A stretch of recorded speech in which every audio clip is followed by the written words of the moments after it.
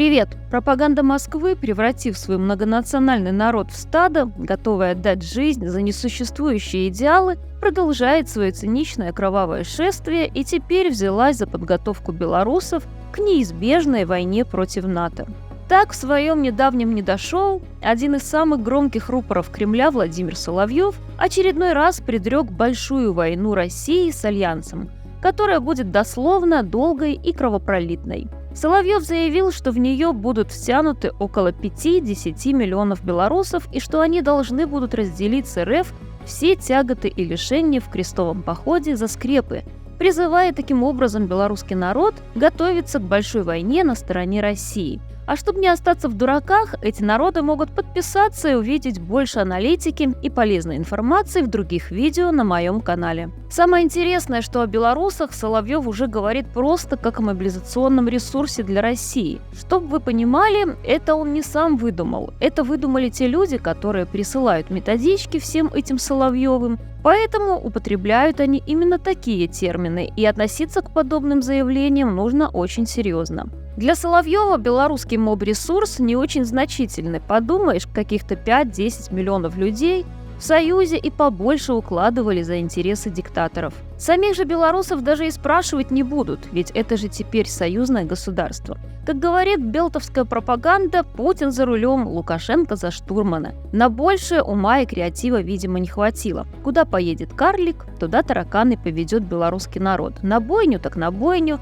Главное совместно разделить тяготы и лишения. И чтобы белорусские военные не теряли время зря, уже более полугода ведется их подготовка российскими военными преступниками из ЧВК «Вагнер». Так, британская разведка считает, что в настоящее время на территории Беларуси продолжает находиться около 1000 боевиков ЧВК «Вагнер», которых используют как военных инструкторов для белорусских вооруженных сил, которые, имея непосредственный боевой опыт, готовят их к реалиям настоящей войны. При этом западные аналитики считают маловероятным, что самопровозглашенный диктатор Лукашенко захочет расширить использование боевиков ЧВК «Вагнер» именно в рамках действий белорусских силовых структур внутри страны или для охраны границы. Продолжающееся присутствие вагнеровцев в Беларуси, очевидно, играет на руку России в ведении боевых действий, поскольку это заставляет Украину поддерживать оборонительные позиции и оставлять личный состав на границе с Беларусью. Но, к сожалению, Беларусь уже танцует не только Москва, потому что феодальные правила, по которым и живет современная Россия, предусматривают, что вассал моего вассала – мой вассал. Поэтому Китай на правах сюзерена Москвы начинает активно использовать свое право на российскую собственность. Например, по информации белорусского ГУНА, с начала этого года в Беларусь уже 4 раза поступал военный груз из Китая. В начале января была зафиксирована нетипичная активность китайской грузовой авиакомпании Air China Cargo в национальном белорусском аэропорту Минск. В течение 4 дней Boeing 747-4 FTF совершил 4 рейса по маршруту Урумчи-Минск. Каждый раз самолет парковали на VIP-парковке, предназначенной для стоянки личного самолета Лукашенко. Эта стоянка дает целый ряд преимуществ, включая возможность быстро разгрузиться и отвезти груз, избегая лишних глаз. Поэтому, если сегодня Лукашенко отдает китайским друзьям стоянку для личного самолета, то можно ожидать, что завтра вслед за этим пойдет дворец, президентское кресло и народ в придачу. За 1000 лет ничего не изменилось. Орда она такая. За право правления всегда требует откупную, оставляя за собой право изменить наместника в регионе.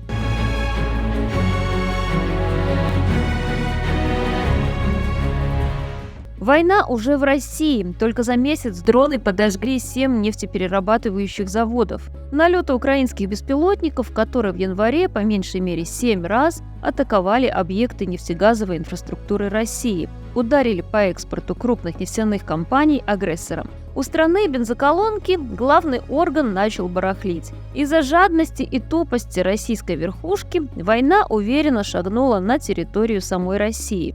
Отсутствие элементарного планирования и стратегического мышления привело к тому, что большинство имеющихся систем ПВО оказались либо на фронте, где, впрочем, тоже показывает не стопроцентную эффективность, либо защищают дворцы власть имущих. Даже на объекты, которые до сих пор несут старому деду золотые яйца, ПВО, как видим, не хватает. Не так давно очередной удар беспилотника пришелся на НПЗ «Лукойл» Волгоград нефтепереработка, вследствие чего произошло возгорание на площади 300 квадратных метров. Это крупнейший производитель нефтепродуктов в Южном федеральном округе. Мощность завода составляет почти 15 миллионов тонн. Более миллиона квадратных километров территории России в настоящее время находится в зоне, уязвимой для беспилотных летательных аппаратов украинской армии. В числе городов, которые оказались под угрозой, значатся такие крупные города, как Санкт-Петербург, Нижний Новгород и Ярославль. Не за горами и Москва в прямом и переносном смысле. Атаки беспилотников на объекты нефтепереработки привели к тому, что экспорт бензина в январе упал на 37%, а дизеля на 23%. Минэнерго РФ, естественно, объяснила это внеплановыми ремонтами на НПЗ и потребностями внутреннего рынка. Падение экспорта негативно скажется на экономике, так как продажа энергоресурсов является одним из крупнейших источников дохода. Также на фоне ударов по НПЗ цены на топливо могут существенно возрасти на фоне дефицита, что ударит по кошелькам россиян. На фоне ударов у стратегов возникла идея перенести НПЗ за Урал или поближе к Тихому океану. Но такой проект будет стоить огромных затрат, поэтому социальную сферу Росни ждет еще больший упадок. Продолжение войны приводит Россию к деградации экономики. Решение проблемы очевидно. Пока экономика не оказалась на дне, а миллионы россиян окончательно не обнищали, необходимо прекращать боевые действия и выводить остатки армии с украинских территорий. Очевидно, адекватному человеку, для Ваты же это вопрос спорный.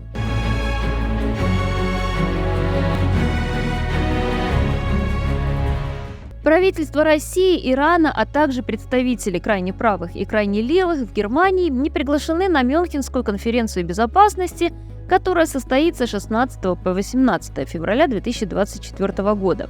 Конференцию посетят около 50 глав государств и правительств, а также около 100 министров. Основная цель конференции заключается в укреплении доверия среди участников международного сообщества безопасности путем постоянного и неформального диалога и содействия мирному разрешению конфликтов. У неприглашенных, как вы могли понять, цели обратные. Долгое время обычной практикой было приглашение на конференцию политиков всех партий, представленных в Бундестаге. Лидер конференции Гойсген отказался от этой практики и не пригласил ни одного политика из «Альтернативы для Германии». Недавно созданная партия левой радикалки и подруги Путина Сары Вагенкнехт также не приглашена. Таким образом, отказ от приглашения ультраправых и левых является демонстрацией несогласия с риторикой представителей этих партий, которые открыто повторяют нарративы российской пропаганды и создают угрозы для демократии в Европе. И, естественно, благодаря финансированию из России. Благо, бесконтрольное управление финансами целого государства позволяет купить любого зарубежного чиновника, который готов получить взятку. 60-я Мюнхенская конференция безопасности уже вторая по счету после взлома мировой архитектуры безопасности, вызванного войной России против Украины и конфликтов на Ближнем Востоке. Вызовы, стоящие перед участниками конференции, требует консолидации и четких решений в области безопасности и обороны. Несмотря на попытки России внести раскол и помешать консолидированным действиям против деструктивного влияния России на мировую безопасность, страны Запада продолжают объединяться для противостояния глобальным вызовам. Не стоит забывать о том, что роль России как основного дестабилизатора мировой безопасности заключается не только в ведении жестокой войны против Украины, но и в гибридных угрозах против Европы, а также подстрекательстве конфликтов в горячих точках по всему миру и сотрудничестве с террористическими режимами. В этом контексте поддержка Украины в борьбе с российской агрессией остается самым важным вопросом для сохранения европейской безопасности. Известно, что проект соглашения о гарантиях безопасности между Украиной и Германией уже готов, а сам договор может быть подписан 16 февраля в рамках самой конференции. Таким образом, Германия станет второй страной, которая официально закрепит обязательства по безопасности, озвученные на июльском саммите НАТО в Вильнюсе.